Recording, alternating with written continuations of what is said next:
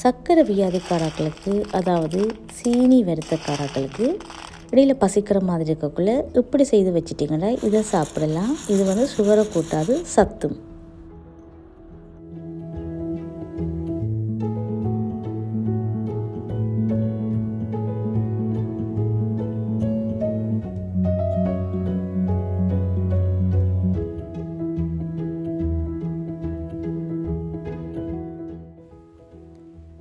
அனைவருக்கும் அன்பான வணக்கம்.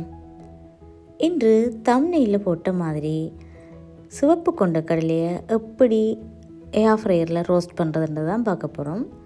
இதுக்கு இந்த கடலையை நான் ஓவர் நைட் ஊற வச்சேன். அதாவது முதல் நாள் இரவு ஊற வச்சு இப்போ கொஞ்சம் உப்பும் போட்டு அவிக்கிறேன். அதாவது இதை நான் ஃபுல் பாயிலாக அவிச்சு எடுக்க போகிறதில்ல, 75% அவிய விட்டு எடுக்க போகிறேன். இந்த சிவப்பு கொண்ட கடலையை சிலர் கருப்பு கடலைன்னு சொல்லுவாங்க, சிலர் மூக்கு கடலைன்னு சொல்லுவாங்க. எங்களோட ஊரில் சிவப்பு கொண்ட கடலைன்னு தான் சொல்லுவாங்க. இந்தியாவில் இதை சென்னாண்டு சொல்லுவாங்கன்னு நினைக்கிறேன். பெரும்பாலும் சென்னாண்டு தான் சொல்லுவாங்க இது. இப்போ இது 75% அவிஞ்சதுக்கு பிறகு எடுத்து இதை நான் ஒரு பேப்பர் டவலில் போடுறேன். நீங்கள் இதுக்கு பதிலாக ஒரு பேபி மேல் துணியில் போடலாம். இல்லை அந்த அப்பா மாதிரி பழைய சார்பைகளை சிலர் இட்லி சட்டிக்கெல்லாம் போடுறதுக்கு லோன்றியில் கூட தயன் பண்ணி வச்சுருப்பீர்கள். அப்படியான வடகம் போடுறதுக்கெல்லாம் அதை எடுத்துக்கொள்ளலாம்.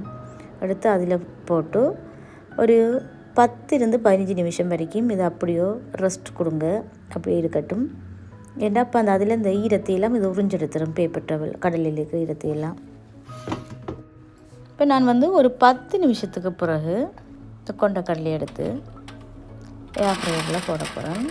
பாருங்கள், இந்த பேப்பர் அந்த கடலையில் இருந்த ஈரத்தையெல்லாம் உறிஞ்செடுத்துட்டுது. ஆனால் ஒன்று ஞாபகம் வைக்கணும், நீங்கள் பேப்பர் போடுறதாண்டா பிரிண்டட் பேப்பர் போடக்கூடாது, தனியாக ஒயிட் பேப்பர் தான் போடணும்.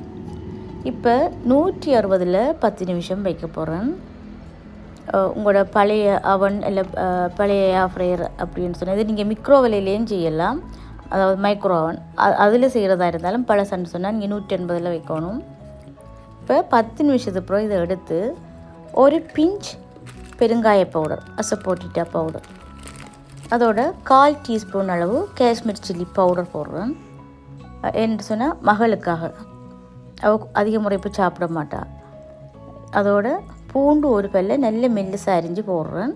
அதோட 1/4 டீஸ்பூன் ஆயில், நீங்கள் ஆயில் இல்லாமையும் செய்யலாம். இதோட ஒரு தண்டு கருவேப்பிலை, அதை அப்படியே ஒரு இணுங்கண்டு சொல்லுவோம், அதை அப்படியே உருவி போட்டு இப்போ எல்லாத்தையும் மிக்ஸ் பண்ணுறேன்.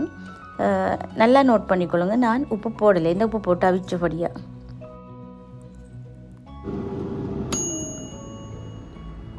இப்போ நான் திரும்ப 10 நிமிஷம் வச்சிருக்கிறேன்.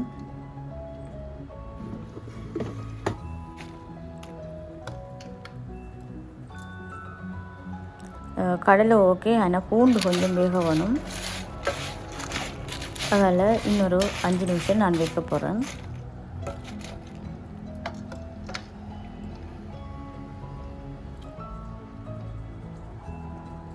நல்லா மிக்ஸ் பண்ணி போட்டு வச்சு திரும்ப இருக்கா 5 நிமிஷத்துக்கு வச்சு விடுங்க.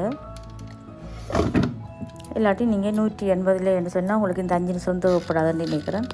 20 நிமிஷத்துலேயே ஓகே ஆயிரும். கொஞ்சம் உடனே எடுக்கக்கூடாது, அப்படியே ஒருக்கா வச்சு தான் நீங்கள் எடுக்க வேணும். அப்போ தான் அந்த உங்களுக்கு கிறிஸ்பியாக வரும்.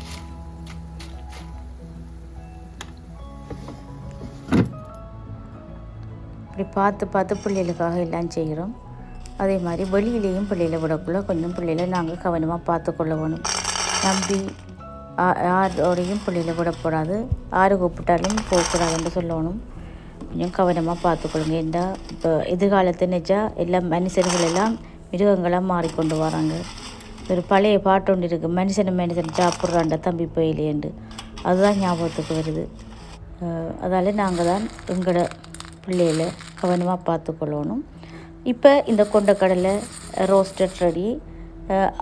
ஈவினிங் ஸ்நாக்குக்கு நீங்கள் செய்யலாம், ஈஸியானதுண்டு. மீண்டும் ஒரு காணொளியோடு உங்களை சந்திக்கும் வரை உங்களிடமிருந்து விடைபெறும் நான் நன்றியுடன் தீபா.